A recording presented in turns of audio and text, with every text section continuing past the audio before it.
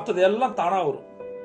இன்னும் நிறைய பேர் புலம்பிட்டே இருப்பாங்க, எனக்கு இந்த மாதிரி ஒரு வாய்ப்பு வந்தது விட்டுட்டேன் சார். ரைட்டு, ஒரு வாய்ப்பு வந்தது விட்டுட்டீங்க.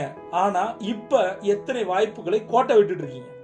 கடந்து போனதை பத்தி நம்ம யோசிக்கிற நாம இப்ப இருக்கிற மிக முக்கியமான என்ன பண்ணுன்ற விஷயத்தை ஏன் நம்ம கோட்டை விடுறோம்? இப்ப இல்லையா ஆப்பர்ச்சுனிட்டி? இப்ப இல்லையா? இங்க இல்லையா?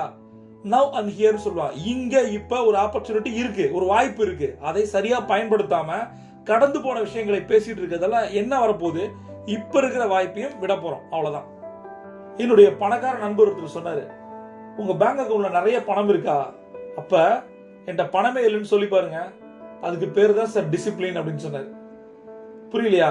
நிறைய பணத்தை வச்சுக்கிட்டு பணமே இல்லாம காட்டிக்கிறான் பாருங்க, அவன் தான் உண்மையான பணக்காரன். பணமே இல்லாம பணக்காரனா காட்டிக்கிறான் பாருங்க, ஒரு நாள் அவன் கடன்காரனா மாறுவான். அதுதான் அவர் இன்டைரக்டா சொல்றாரு. எடுத்த காரியத்துல ஜெயிக்கணுமா? மிகப்பெரிய சக்சஸ்ஃபுல் ரோல் மாடலா மாறணுமா?